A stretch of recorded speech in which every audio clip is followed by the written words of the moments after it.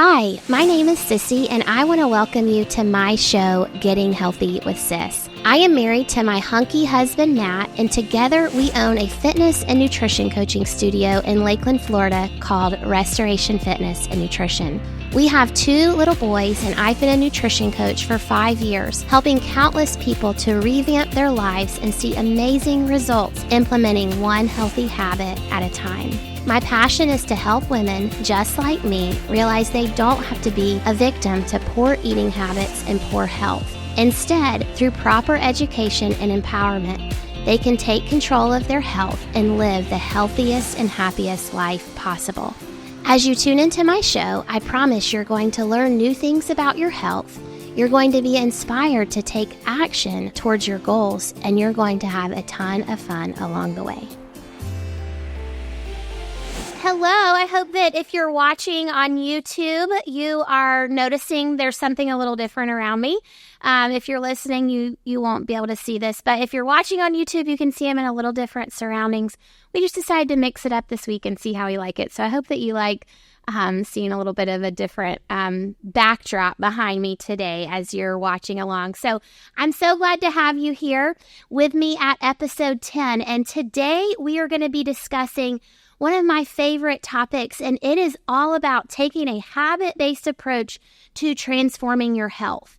So as a nutrition coach and now being in a gym owner for the past 5 years, we have really seen that when people decide to really go all in and take a habit-based approach with transforming their health, those are the people that really make the transformations over the long haul.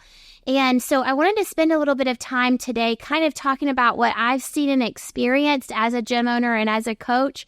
But I also want to talk to you a little bit about the psychology behind taking a habit-based approach. And I want you to leave this episode today with some very tangible tools that you know, like, hey, she said a lot of great things. There were a lot of awesome things presented, but this one thing I'm going to hone in on, and I am really going to focus in on for myself. So I hope that you enjoy the ride today. So without further ado, I want to kind of introduce this topic by letting you know a little bit about what goes on when people come to our gym for an initial consultation. So the system that we have by which people join our gym is that they usually come to an initial consultation, or what we call a no sweat intro. And they typically 95% of the time they sit down with my husband, Matt. And Matt talks with them about their goals. You know, most people that come in, they are sick and tired of feeling sick and tired. They've got ailments. The doctor has told them they need to get healthier, they need to lose weight, or they need to get their blood pressure or cholesterol under control. Or they're just, like, I don't feel good. I want to have more energy. I want to lose fat. I want to gain muscle. All of these things, they come to us and we just let them share. They're just sharing. We're listening to them. We're talking with them about kind of what their big pain points are. And then after we've listened to them and kind of mapped out how we can get them to their goals in the most time efficient way possible, we kind of begin laying out like, okay, this is the plan that we suggest. And typically, like, and unless people are just killing it with their nutrition and they feel amazing and their body is like, super, super healthy, we typically are recommending nutrition coaching because that's one of the services that we offer at Restoration at our gym. So we're typically talking with them about nutrition, and usually one of 2 things happens at that point. Okay, so we've just sat there and we've listened to this person. Maybe this person is 100 pounds overweight. We see it it presents itself in all different ways, but say they're 100 pounds overweight. And we start to talk to them. Okay, it looks like, it sounds like nutrition coaching would be right up your alley. We can pair you with an amazing coach, and they're going to, take an individualized approach with you and really help you walk through this and develop some really amazing habits and see an amazing transformation. And typically one of 2 things happens.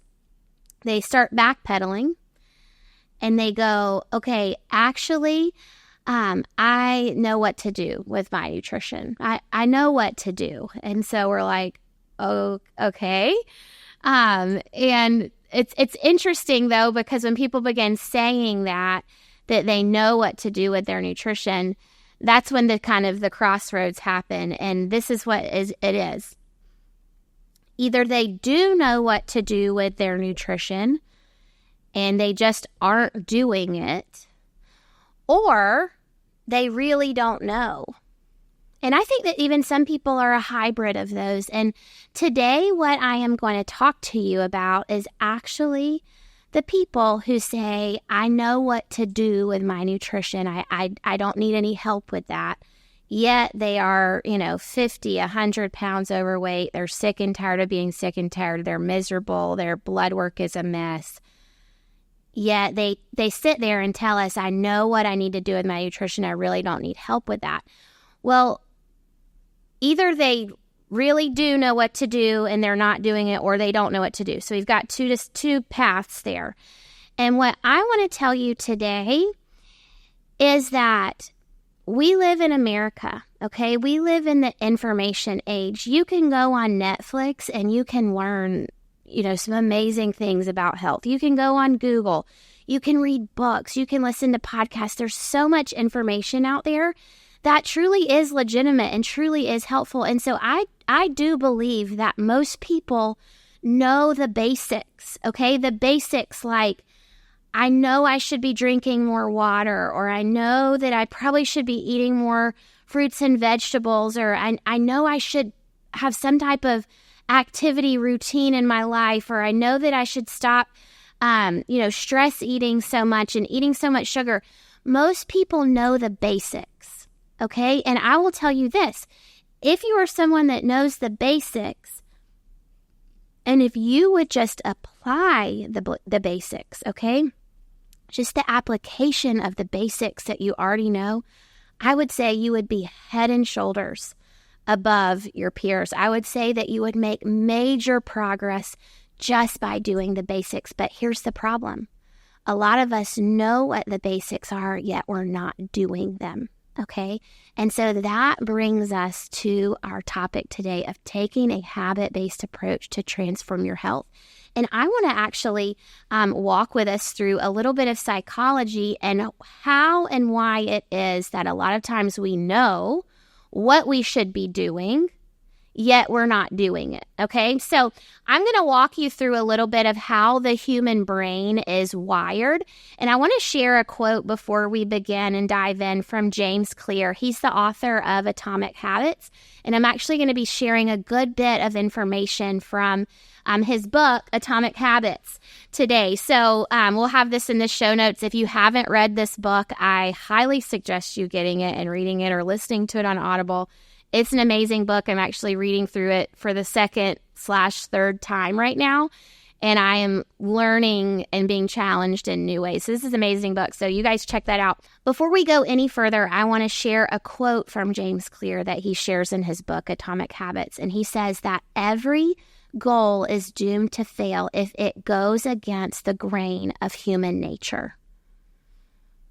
Okay, so what we're going to be learning about today and figuring out is how do I make sure that my goals that I'm setting for myself are not going against the way that I'm actually formed as a human. We want to hack that system and figure out how do we align ourselves and set ourselves up for success so that the things that we're wanting to do and wanting to transform in our lives, that we're not going against the grain, but we're actually going with how we're formed, how our brains are psychologically as humans. So I'm going to talk to you a little bit briefly before we dive any further about how things work in our brains, okay? How habits are formed, whether good or bad, okay? So we are always going to have a cue that leads to a craving, that leads to a response, that leads to a reward.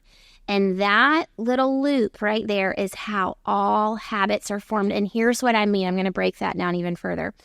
So say that you are on your way home from work and you've got a lot of stress going on at home. You are say you're in a stressful relationship in your marriage. Say your kids are in like a million different things. They need you in a million different ways. Your dad is sick in the hospital. I mean, your work is stressful, all those things. And say you're driving home and you're just going home and you're thinking, gosh, I'm so exhausted. And then what do you know? You see Krispy Kreme and the hot sign is on. And that, my friend, is a cue. You see it and you think, And that cue, it leads to a craving, okay? You actually then begin to think about, oh my goodness, those donuts, they taste so good. I remember the last time I had one of those, it tasted so good. It even made me feel like I felt soothed on the inside. It was comforting. It temporarily relieved my stress. You're not thinking that, but that's what happened, and that's why part of the reason why it tasted so good. It brought you pleasure, and so that craving then leads you to make a response, okay? And your response is you're driving and you're like, you know what? Krispy Kreme is on this side of the road. They have a drive-through. I'm going to swing through real quick. So you responded. So you had the cue that led to the craving. Now you responded, and you're going through Krispy Kreme. You get the donuts. You take the first bite. And what do you have? You have a reward. That donut tastes sweet. It gives you this release of endorphins. It feels good. You feel amazing. It's doing all sorts of things for you. You feel temporarily relieved of your stress because of that pleasure that it brought to you. And that, my friends, that is that pleasure loop that causes habits to be formed, whether they're good or bad. Okay? Are you a smoothie lover? Smoothies are an excellent and amazing way to get tons of healthy nutrients into your body in one sitting. You can add healthy proteins, nutritious fruits, fibrous-filled veggies, and essential healthy fats to each smoothie to make them balanced and meet all of your nutritional needs. They can be made fast, and you can take them with you on the go. These are excellent for a busy and fast-paced life.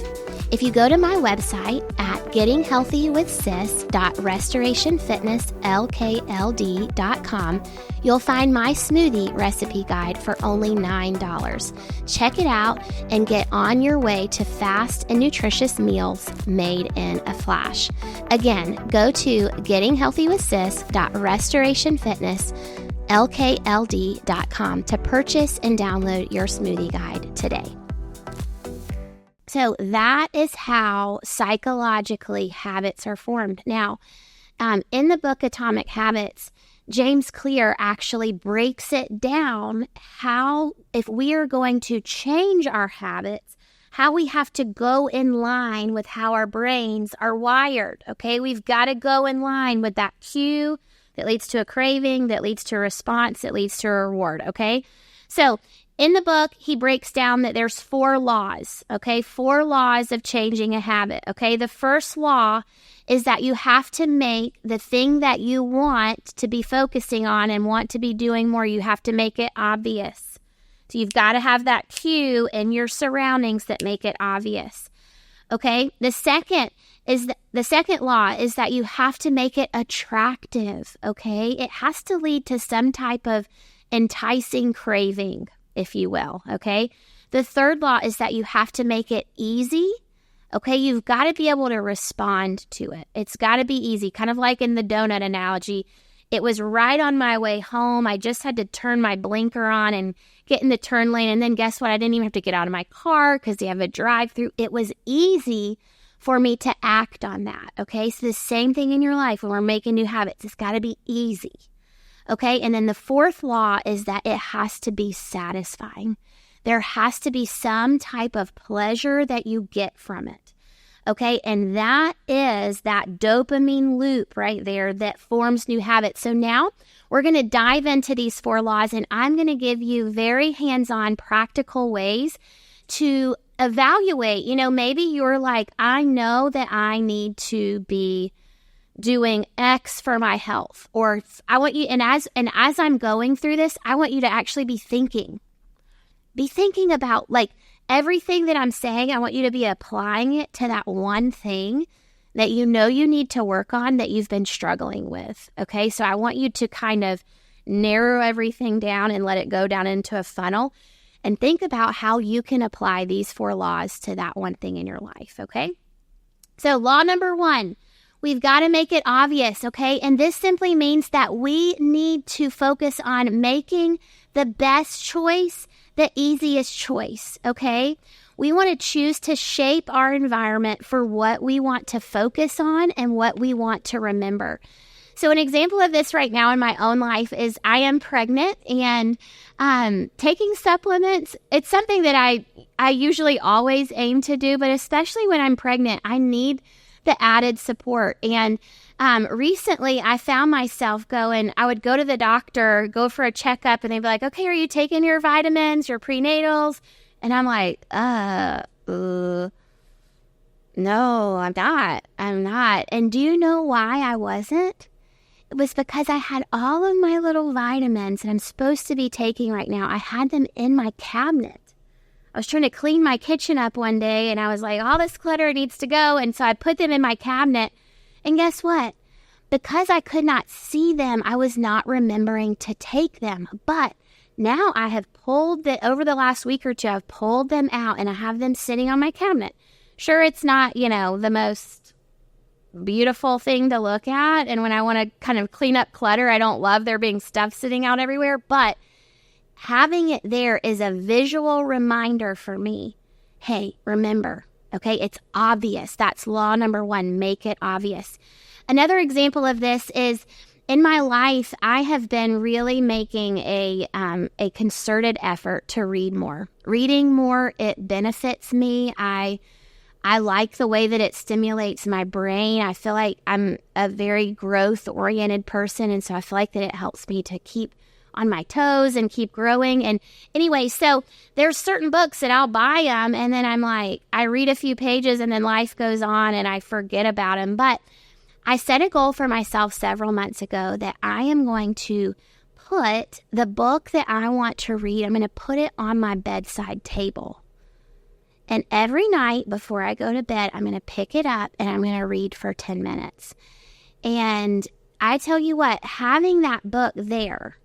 Now, if I went in during the middle of the day and I took it out and I put it on like the table in the living room, guess what? If it wasn't by my bedside table at night, I would forget to do it. Or I would get in bed and remember and be like, nope, I'm not doing it. I'm not getting out of bed at this point. But that's an example of making it obvious, because when I would get in bed each night, it was like that book was staring at me.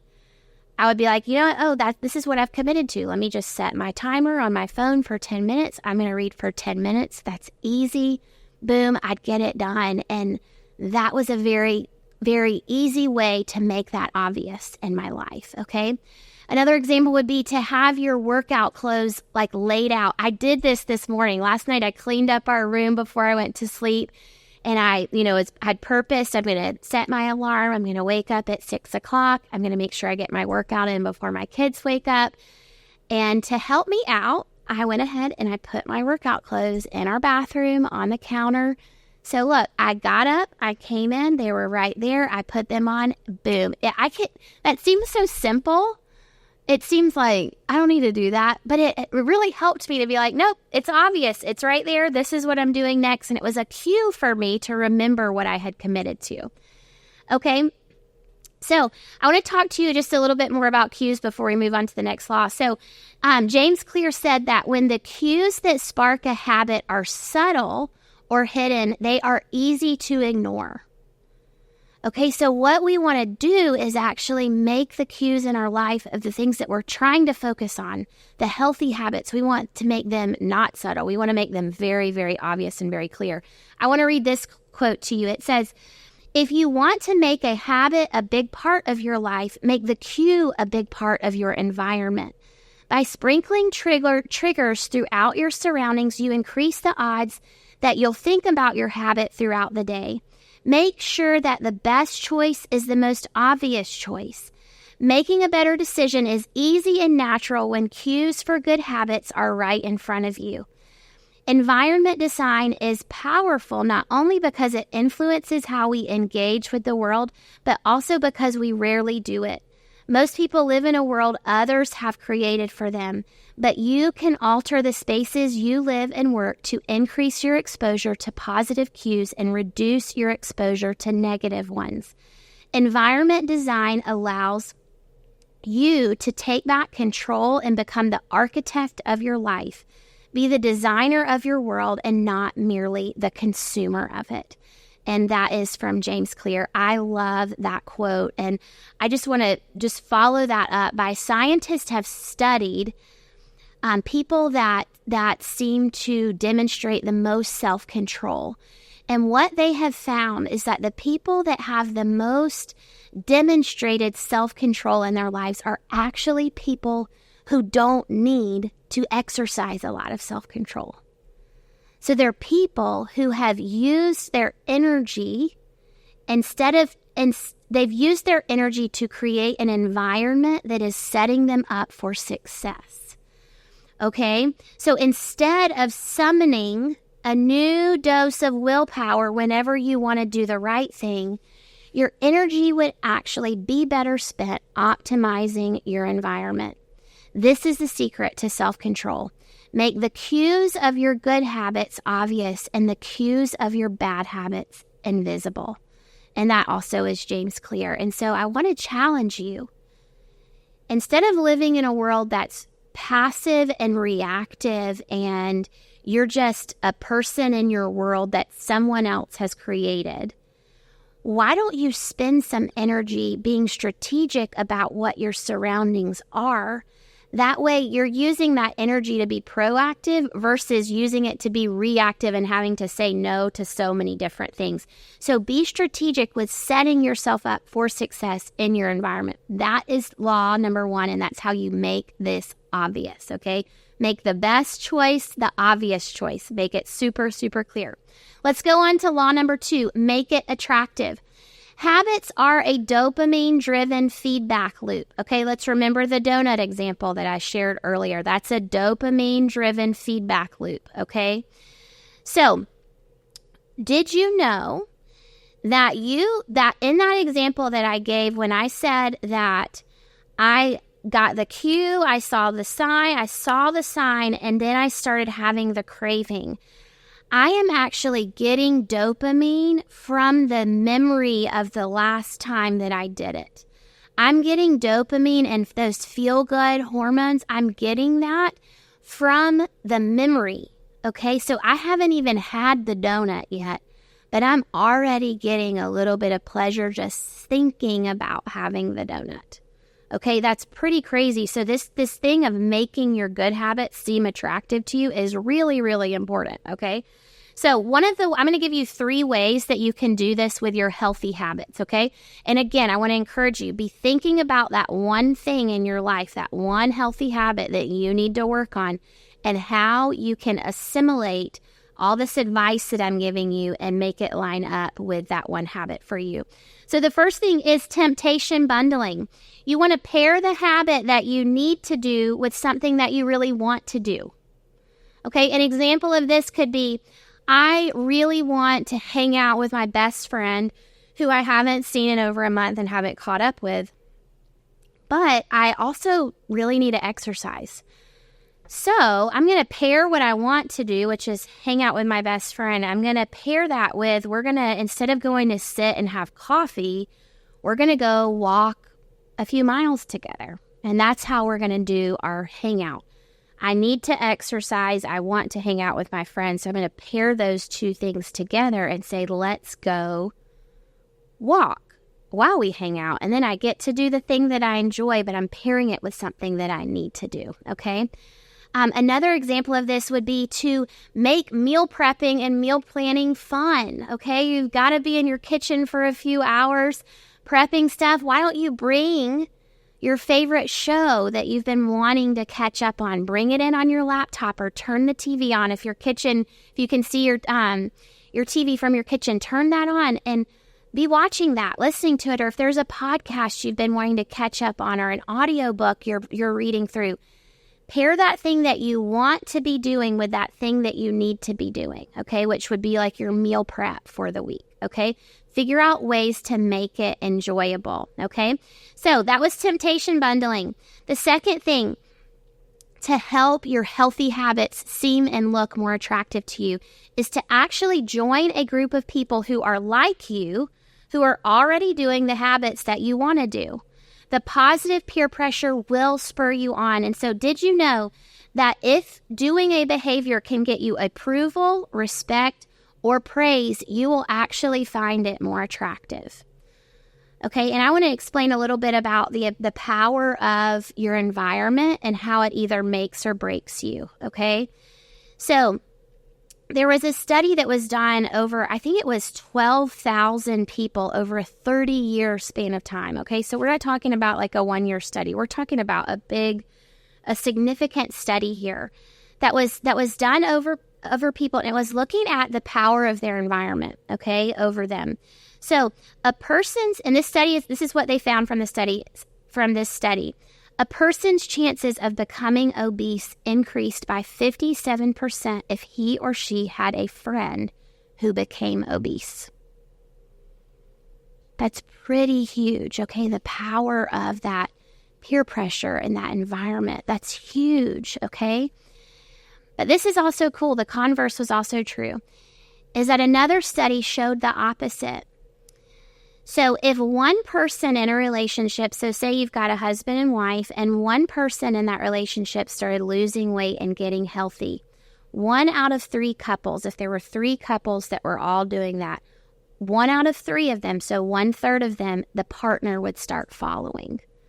Okay, so that shows you when you are surrounded by people who are prioritizing the things that you want to begin to prioritize, and they're making it happen, and you're like, hey, you're just like me. I've got stuff in common with you, and you're doing this, and you can find that camaraderie. It really helps to make that healthy habit more attractive to you. So I want to encourage you, think about your environment. Who is in your environment right now? What is your environment like? Is it an environment that's encouraging you towards healthy behavior and making it look more attractive to you? Or is it an environment that's like, let's just live it up and eat pizza and cake and live by our feelings all the time and do whatever the heck we want all the time? That's not going to be the environment that's going to help you to change your mindset and adjust your mindset with making these healthy habits easier for you, okay? So typically what we want is we actually want to be accepted more than we want to win an argument or be found right. So you want to find a group that's like you, that is pursuing what you want to build in your life, and watch how the positive peer pressure encourages the changes that you want to see in your life, okay? And then the last little hack that you can do as far as making your habits more attractive to you is that you can simply reframe them in your mind. So instead of saying, oh my gosh, have to drink this water. I know it's good for me. My nutrition coach told me I need to. My doctors told me I need to. I have to. And it's just like, it's a drudge. But what you actually need to do to make it seem more attractive is you need to reframe it in your mind. And you need to think about all the positive things that water, drinking that water, is doing for you. It's speeding up your metabolism, okay? It is providing energy for your body. It's helping your blood flow. It's helping all the organs in your body to function well. It's speeding up fat burn. It's speeding up your body's detoxification processes. So many things. And if you could hone in on that, that's going to help that habit to seem more attractive to you, okay? So those are my tips as far as making a habit become more attractive, okay? Without further ado, let's go into law number 3, okay? How do we hack the system here, and how do we make the habits in our life, the healthy habits, how do we make them easy? That's law number 3, is make it easy. And my biggest tip to you here is that you have got to get reps in. So many times we can do tons of research. We can think, I know I need to drink more water. I know I need to just be more active. I know let me research some gyms. Let me research how to do it. Let me research why to do it. And all of that is great, but you're really just in motion at that point, and motion is not the same as taking action. And what you need to actually focus on is, how do I simplify this and actually just start taking action? Okay? Because the neurons in your brain that fire together, when they start firing together, they start wiring together and making new pathways. And if you're waiting to be able to begin something until you can be an expert at it, or until you can do it like someone that's been doing it for years and years and years before you begin, you'll actually never begin, okay? So we want to actually start really small and make it really easy. And part of the reason why is because the way that our brains are like naturally in our humanity, we resist things that are hard. If we sense this is going to be really difficult for me, and like say for instance, I made it when I said I'm going to be reading 10 minutes a night, I was like, I'm going to read a chapter a night. And then I get in my bed at 9 o'clock and I have to read 20 pages. Yeah, right. I'm not going to do that. I'm going to bed. That's too difficult. You've got to make it easy so that you can actually just start getting in that routine. Okay. Picture this with me. You're sitting down to make your grocery list for the week, and you're stumped on what healthy items you can add to your list that are going to fuel your body while helping you to reach your fat loss and body composition goals. You want some easy go-to items to stock in your fridge and pantry that you know will increase your health while decreasing your waistline. Well, I have the solution for you. I have created 3, that's right, I said it, 3 amazing shopping guides for Aldi, Sam's Club, and Costco. So if you're someone who frequents these grocery stores, you can download these lists for free, and I promise they'll guide your shopping experience in a spectacular way. So if you're ready to download these lists now, you can go to gettinghealthywithsis.restorationfitnesslkld.com. I'll say it again so you can write it down. That's gettinghealthywithsis.restorationfitnesslkld.com. So, for instance, with the habit with your water, maybe you're drinking no water right now, and if you were to set the goal for yourself, like, I'm going to drink a gallon of water every single day, but you're like currently not drinking any, that's probably going to be a really difficult thing to assimilate in your life. But what might be easier is that you say, you know what, I'm going to set this big cup of water out on my sink, and every morning I'm going to get in the habit of, first thing when I wake up, before I have my coffee, I'm going to drink 20 ounces of water. And if I don't get to any more water the rest of the day, guess what? I had 20 ounces to start out the day with, and I'm getting in the habit of that, and that's a lot better than no water. And then you build from there. And what I want to share with you, I love this. The idea of this is that you cannot fortify what has not been established. First, we have to establish the habit. Okay, you can't build upon something that's not already a habit or a routine in your life. You can only build upon it and make it better and fortify it once it's been established. So we got to start small and establish it, and then we can build from it. I want to share this example that James Clear shares in his book, Atomic Habits. It was really, really cool. So James Clear, if you don't know anything about him, he was a famous blogger before he ever wrote a book, and his blogs were, you know, like world famous. People were reading them, and he was writing all about habits. And one of his readers was studying kind of the protocol that he was giving out as far as changing your habits.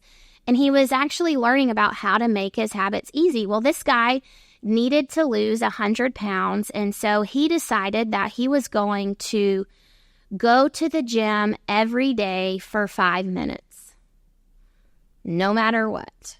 Okay. And some of you are hearing this and you're like, what? 5 minutes? I mean, I think we all would be like, psh, that's nothing. You need to go to the gym for like an hour if you need to lose 100 pounds. But guess what? He wasn't going to the gym at all. And so he just told himself, you know what? I'm going to bring my clothes with me. Every day the gym is on my way home from work. I'm going to stop in the gym, and I'm only going to stay for 5 minutes. Well, he started doing that for several months. And guess what? He established the routine of going to the gym.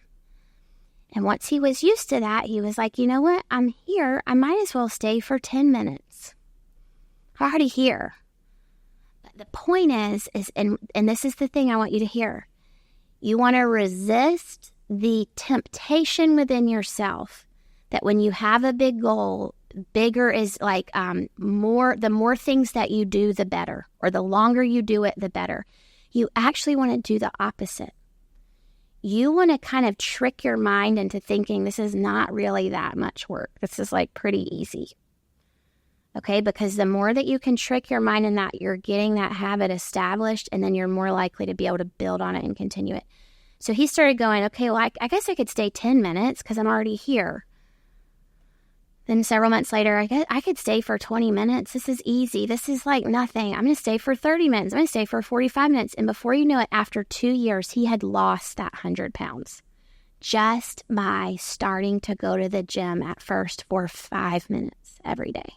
Is that remarkable? So that is an example of making it easy for you, making it easy enough that you're like, I could totally do this in my sleep. This is nothing. Another thing James Clear says is he says you want to abide by the 2-minute rule. Whatever you can do when it's a new habit, whatever you can do in 2 minutes, that's what you do. Say it's making breakfast for yourself because you're swinging through Starbucks every morning or McDonald's or whatever. But say you're like, you know what, I want to prep my breakfast I want to prep my breakfast for tomorrow. Whatever you can get done in 2 minutes, that's what I want you to do. If it takes longer than 2 minutes, don't do it. Whatever you can pull together that's healthy and better than Starbucks in 2 minutes, that's what I want you to do. Establish the habit first, then you can build on it and fortify it and make it more robust, okay? Now, let's go into law number 4 as we're closing things down here today. And that is that you want to make sure that the habit that you're focusing on, that you're making it satisfying, that there's some type of reward in it that you get out of it, because that's going to reinforce that thing to you. So this is a super important aspect of this habit forming loop. So I want to share an example of with you today from about chewing gum. Okay, when chewing gum was first created in the 1800s, it was like a rubber. It was like a really intense, like rubber chewy material, and there was no flavor or taste in it at all. And guess what? No one wanted to taste it. No one wanted to buy it. It was not interesting to people. It was bland. It was gross. But then Wrigley came along and they said, you know what? We're going to make this stuff taste like Winter Fresh or Spearmint. We're going to make it taste really fresh, and then we're going to start marketing it that this gum is going to clean your mouth and give you fresh breath. So they started marketing it that way, and then it actually tasted good. It was satisfying and rewarding, and guess what? That is where bubblegum like blew up, was through that marketing of saying this is beneficial for you. It's cleaning your mouth and giving you fresh breath. And, oh, by the way, it tastes really yummy too. So that reward was built in, and that's when it blew up and people began to be more interested in it. And now, 200 years later, bubblegum is what it is. It's a crazy industry. So another example of making your habit satisfying is with making sure that the food that you're eating is good tasting food. Okay, I really want to encourage you, if you are on a health journey, you need to pay attention to this and you need to invest in this. I feel like I feed my family. We cook really good food at my house, and I feed them really yummy, delicious food that is healthy and it tastes good. And when you're able to get satisfaction and pleasure from the food that you eat and it's healthy, you are more likely to want to eat it more and more.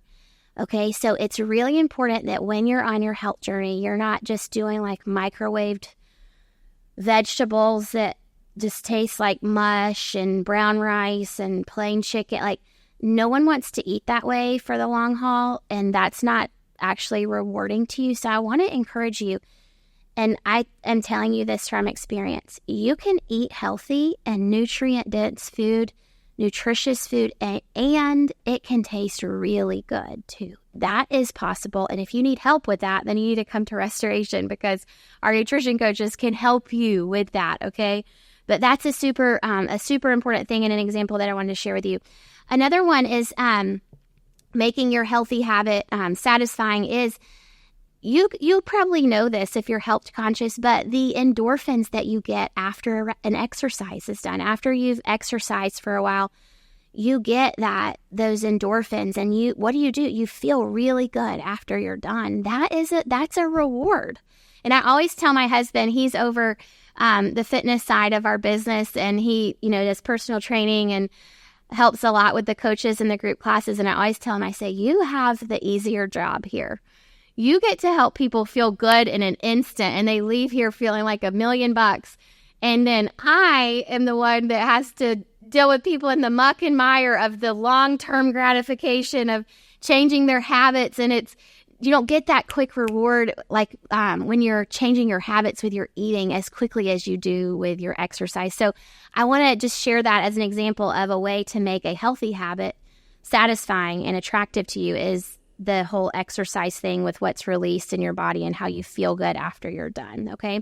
So I want to just close down this law number 4 about make it satisfying with just the reminder that your habit, it needs to be enjoyable for you in order for it to last. Okay, so when you're thinking about meal prepping, how do I make meal prepping more enjoyable? When I'm thinking about working out, do I enjoy pickleball? Do I enjoy walking? Do I enjoy coming to a gym where there's friendly people and I'm in the camaraderie of a class environment? What's enjoyable for me? How do I make these things that I want to be a staple part of my life more enjoyable? When you begin to discover that, it's going to be something that sticks more long term, okay? So I want to close out today by just sharing with you this quote from F.M. Alexander, and it is this, that people do not decide their futures, but they do decide their habits, and their habits decide their futures. Okay, so when you have goals for your health and you have an imagination of what you want to be like in 5, 10, 15, 20 years down the road, you really don't get to decide that and just throw it out there in the atmosphere and it's going to happen. What you do get to decide is your habits, because that's what leads you to the future that you want, okay? So I want you to be aware of that. And then the last thing that I want to share before we finish up is, if you are someone who needs help, okay, with creating good habits, and maybe you feel like you do know what to do, but you would like some expert guidance in creating a plan that is sustainable for you and maybe working through some of these laws and figuring things out, and you would like the accountability that comes alongside of like, hey, are you doing what you said you wanted to be doing? Then I want to encourage you to check out the nutrition coaching that we offer here at Restoration. We do in-person coaching and virtual coaching, and you will be paired with a nutrition coach that is going to help you formulate and create a plan that is sustainable for your lifestyle, that fits all of these laws that I've talked with you about, that is going to make this sustainable for you for a lifetime. But say you're not there yet, or you're someone that you're like, you know what, I could probably manage to do this one thing by myself. I want to give you a little bit of homework today that I think will be really simple for you to follow. And that is that I want you to go on Google, okay? We're in August now, so maybe it's August, or maybe whenever you're listening to this episode, go on Google and print out a calendar for the month that you're in, okay? And I want you to decide what the one thing is that you're going to be tracking and working on. Okay, I want you to put that calendar on your fridge or somewhere in your house that you'll see it every day. Again, you're making it obvious, okay? It's a reminder. Seeing that calendar is, oh yeah, I'm doing this. It's not hidden somewhere that you're not seeing, but it's obvious. Oh yes, my calendar, it's there. I want you to decide the thing that you're going to do, and I want you to remember, make it easy. Think about the low-hanging fruit, the things that you can commit to and easily do on your worst day, not on your best day. Okay, what is that one thing that you can commit to doing? Maybe it's reading 10 minutes a night, or it's going for a 10-minute walk, or it's drinking that 1 cup of water first thing in the morning. But I want you to think about that, what you can easily commit to, and then I want you to put that calendar on your fridge. Okay, and then I want you to mark off every single day that you do it. Okay, and you're going to see that it's actually going to become very rewarding to see those days getting checked off every day that you do that habit.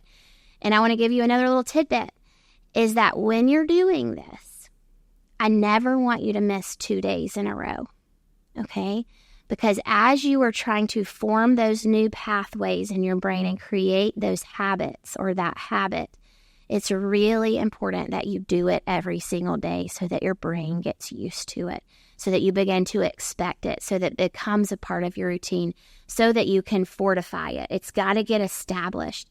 And everyone's going to have an off day where they miss eating their protein goal, or they miss drinking their water, or they miss, their activity goal or whatnot. Everyone's going to have one day, but I want to encourage you.